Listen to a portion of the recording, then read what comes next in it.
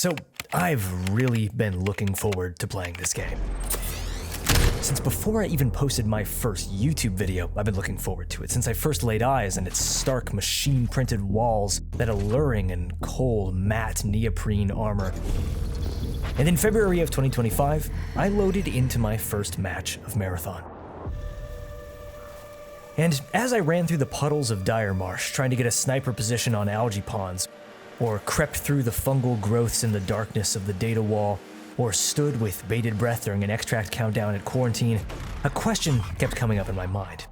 Where does this game fit in?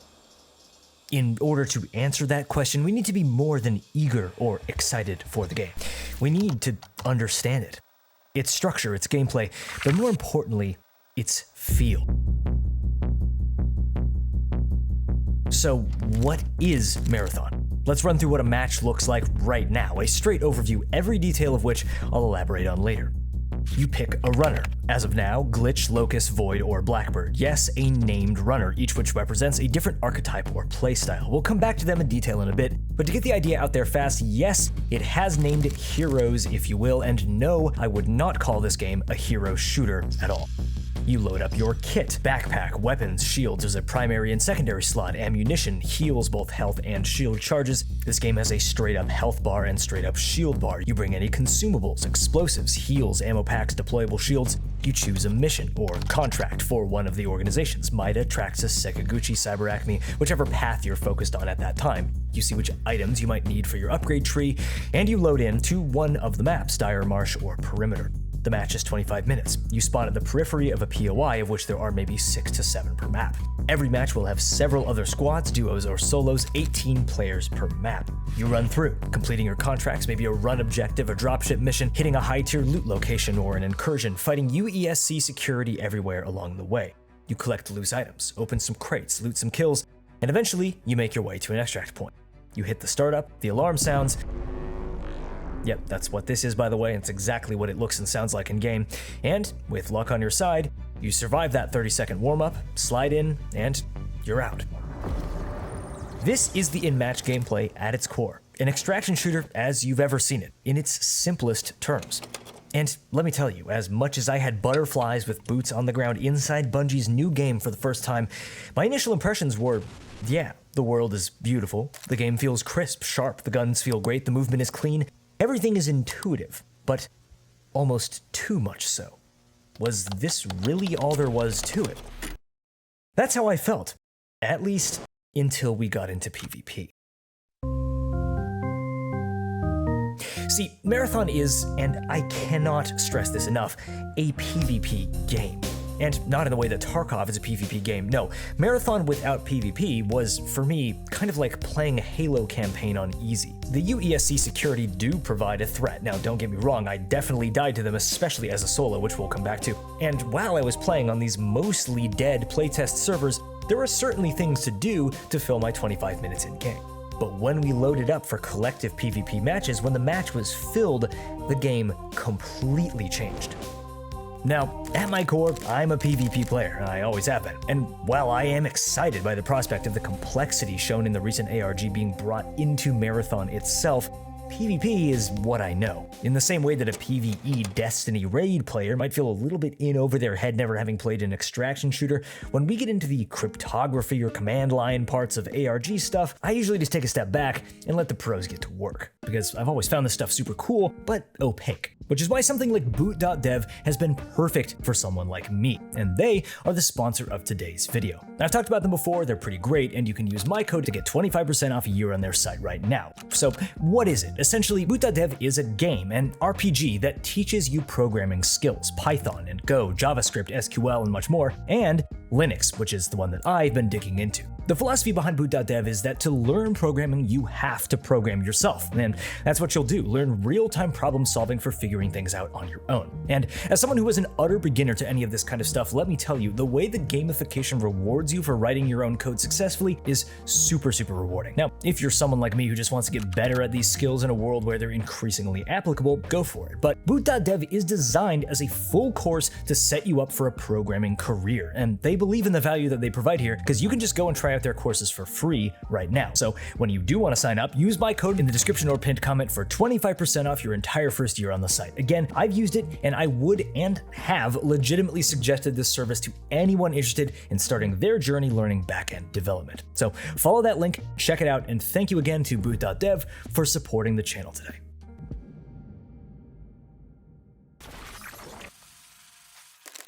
The PvP in Marathon is both tactical and extremely fast-paced. It felt, and I do hate making these kind of comparisons, but sometimes it just helps put things in perspective, it felt the most similar, in my experience, to early Apex Legends for a number of reasons. Firstly, the runners.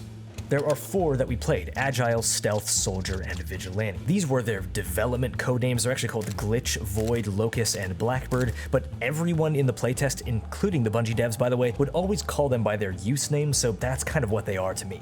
Every runner has a passive ability, a tactical ability, and an ultimate ability, similar to Apex. But unlike Apex or other hero-based tac shooters you might have played, where ability use and team makeup are key to victory, runner abilities felt a little bit more like utilities to assist buildcraft than the make or break in a fight. Almost sort of like the different classes in Titanfall 2.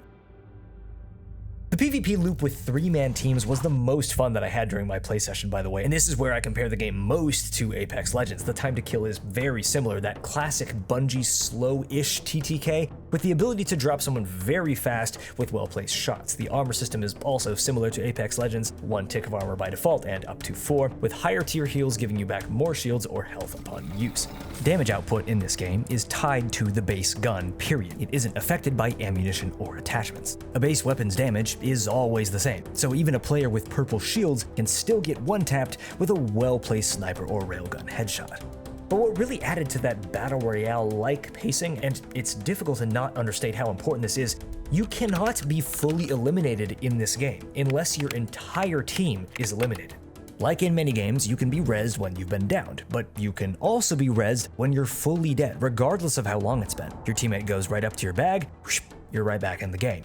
There's no reboot card, no dropping back in, you're just back immediately. In teamfights, thirsting someone did not mean eliminating them from play. If you thirsted someone, you needed to carefully watch their bag until all 3 members of that team were dead.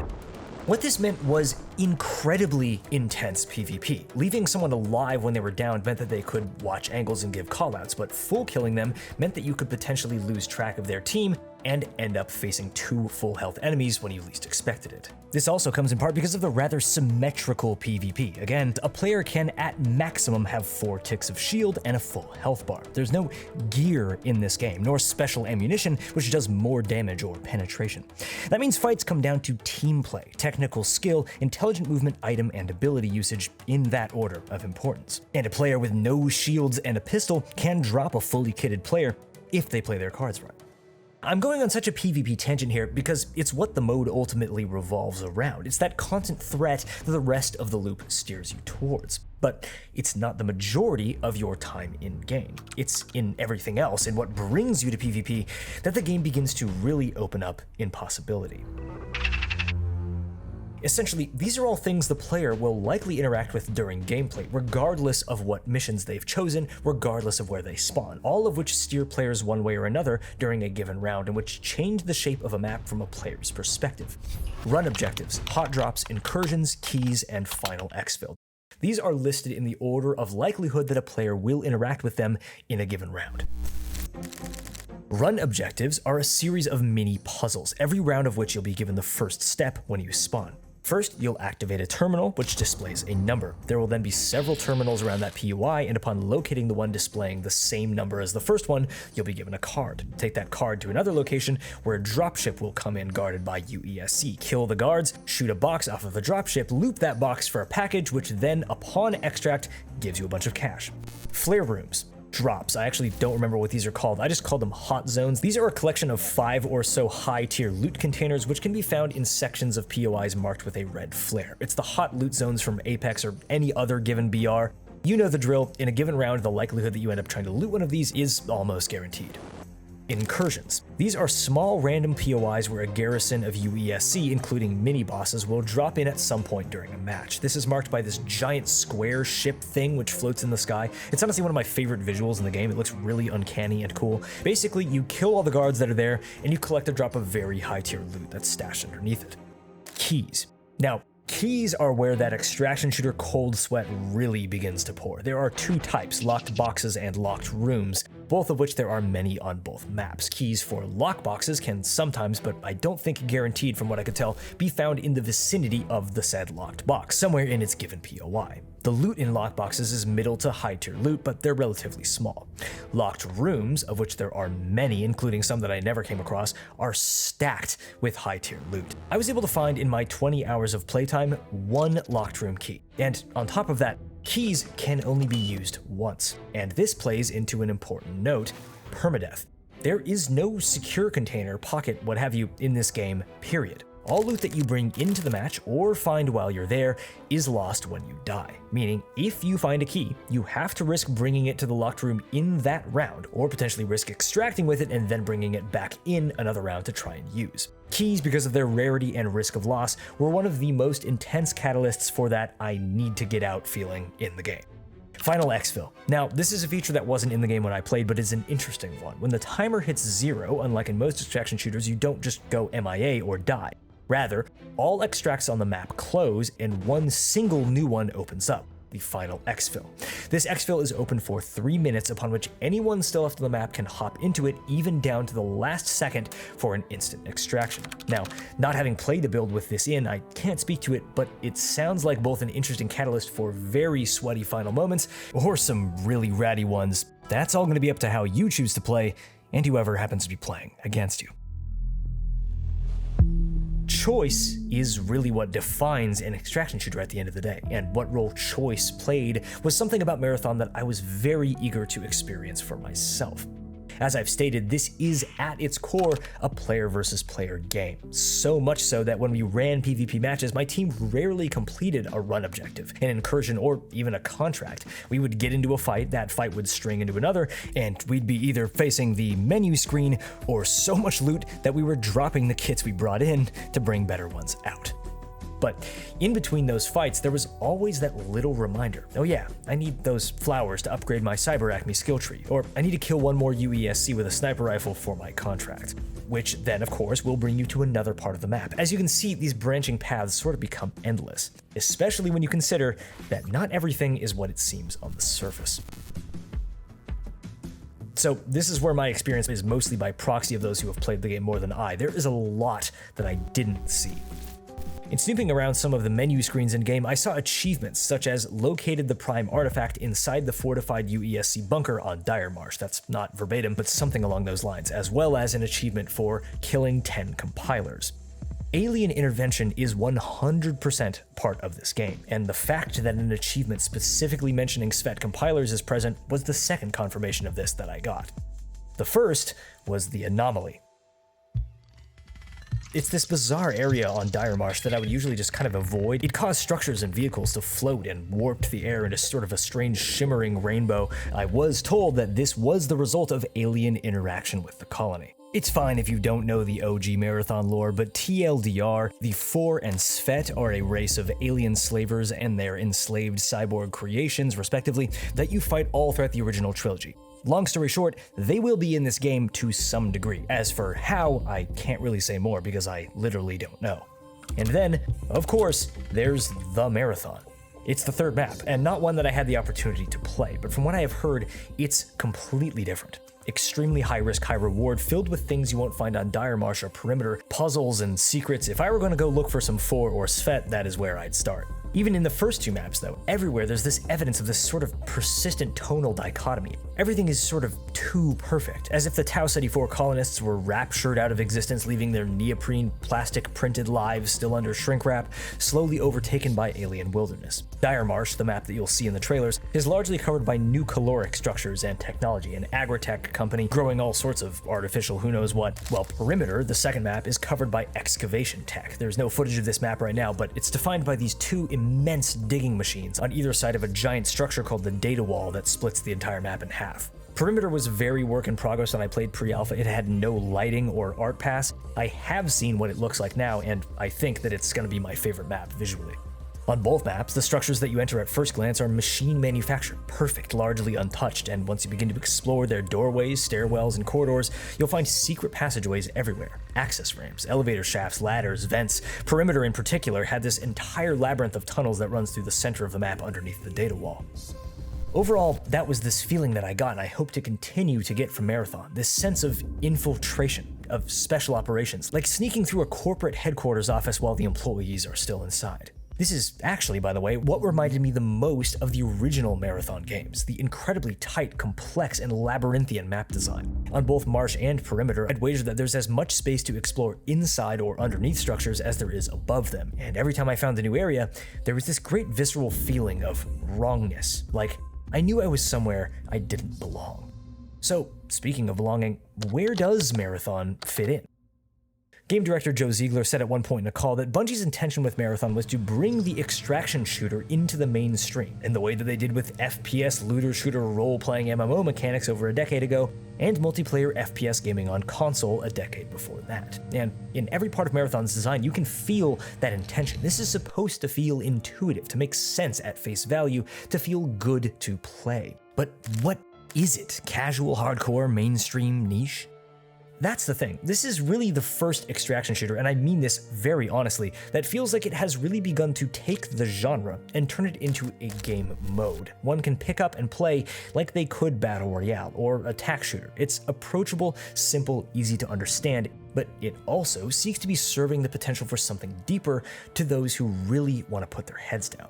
The loot economy is part of this. Guns are everywhere in the world, but stash size is small. You want gear or weapons? Go out there and get them in the game. Lose a few matches and your stash is empty, win a big one, and it's full again. The gunplay is part of this. No surprise, it's great, snappy, satisfying, powerful. Damage is tied to the gun. Each gun has one type of ammo. It's simple, it's intuitive. Attachments modify a weapon's utility, but not its DPS. Battle rifles, shotguns, LMGs, snipers, railguns, electric and laser weapons. Each gun is satisfying. They behave in a way that makes sense for what they are. Even a suspiciously powerful pistol makes an appearance. The movement and character abilities are part of this. Snappier and more intuitive than some BRs or milsims, but slower and more restrictive than a movement shooter. Everything is color-coded to the now ubiquitous gray, blue, purple, gold rarity system, all dead easy to understand. When things are quiet, when you're running through objectives in PvE, the game feels straightforward, methodical. When in PvP combat, the blood gets pumping, your brain starts running through options. Cracking and dropping an enemy runner is as much of a dopamine hit as you can imagine, and running over, opening their bag, and seeing it stacked to the brim with loot, rushing to extract with only seconds left on the timer, well, if you've played Tarkov, you get it. The question is not if the game feels good to play. In my opinion, it does without a question. The game is fun. The real question is, what kind of game is it? Where does it belong? Will I be able to pick up this game casually and play it on a whim on the weekend? Will I also be able to grind hours and hours away, maxing out my stash and my skill trees, climbing the ranked leaderboards? Will either type of player find it rewarding? Will I be able to build craft my Blackbird or Thief in a way that feels meaningful? Can I main a certain character in a way that really fits my playstyle? Will the depth of the cryptography and puzzle solving provided in the recent Bungie ARGs be replicated in and out of game, say in the terminal in the menu, the use for which I still don't really know? Will the anomaly grow and shift or change the shape of Dire Marsh? Will the fungus found in Quarantine or Uplink spread elsewhere? Will the mysteries of what interests Cyberacme and Maida and Sekaguchi and Traxxas and the UESC and the Four and the Svet have on this one little colony be slowly uncovered by player interaction over the game's lifetime? Man, I hope so. These things are all, of course, my hopes for Marathon. This is a game that I would love to get stuck into and also to be able to just pick up casually and play whenever I feel like it. Because who is this game really for? I kind of feel like it's for me. And no, I don't just mean in that cheesy, oh, this game is so cool kind of way. I mean that someone like me right now, I feel like is the target audience. Someone who doesn't have the time or energy for the grind of an extraction shooter with the depth and pain that Tarkov brings anymore, but who loves the mode, that special emergent feeling that it can bring, the in-game and written storytelling that it can provide. Someone who loves fast-paced PvP of battle royales, but also the slow, methodical, plodding pace of Milsim. Someone who loves a PvP space with something a bit more to bite into, a world that rewards exploration, intelligence, and curiosity with storytelling, and isn't just a space that exists to fight other players. Someone who always has and continues to love Bungie's unique, lighthearted yet strangely dark tone, a bioengineered pink feline slumbering happily on the warm body of a bleeding out Bioamata, a game series where you control a cybernetically enhanced corpse shooting alien human simulacra who shout frog blast to the vent core. Someone who saw the announcement of Bungie's Marathon being rebooted as an extraction shooter, saw its visual direction, and instantly said, yeah, this makes sense. This rocks. So, will this game be for you? I don't know. I grew up on Halo and came later to love Marathon and Oni through it, but Destiny wasn't really for me. No game should be for everyone. Will the game be fun? Yeah, I really do think it will be, even if it's too casual for some and too hardcore for others. But most importantly, from the little time that I spent in it, it's a world that I just really enjoyed existing in, and it's abundantly clear that the people making it feel the same way. Funny thing, I've played games with a number of developers at this point, and these devs are gamers. It was actually easy to forget that these were the people making the game, for how much they were styling on me in PvP, showing us exploits and glitches, helping us find the rattiest spots and the best rotations, the best weapon builds. They play this game. They play games like this one a lot. And they deeply love this genre and are trying their best to create a fantastic version of it. From what I've heard from other people who have played the game longer than I have, every version of Marathon has been better than the last, and I sincerely hope they ship something they're happy with, because they deserve it. And I'm not just saying this because they sent me a cute plushie and a keychain, but hey, it didn't hurt. I'm Rilo and I like to talk about stuff I think is cool, and I think Marathon is pretty damn cool. Hope you enjoyed and learned something. Subscribe if you haven't yet, and I'll catch you very soon. So a little postscript here. This video was thrown together real fast. While I played this game in February, I actually didn't plan on doing a gameplay overview like this, as my channel has moved away from this news-like content over the last year towards more artistic, essay-ish stuff like my prior video, which thank you so much for the feedback on, by the way. I really loved making it. I'm glad that you guys enjoyed it as well. But anyway, I just had this sort of snap moment of, wait, I'm one of like less than 100 members of the public on Earth who's been given the immense privilege of playing Bungie's Marathon early. This is one of, if not my most anticipated game. I've worked my ass off for a year building this YouTube channel to be able to possibly have an opportunity to do something like this, and I'm, what, not gonna make a video? What am I, an idiot? So the result has been that alongside the incredibly fun ARG that happened over the last week, Marathon was really brought back to the forefront of my mind again, and I got to really look fondly back at that playtest, and now I'm honestly just really itching to play the game again, and really experience it in its full loop against thousands of people in the alpha.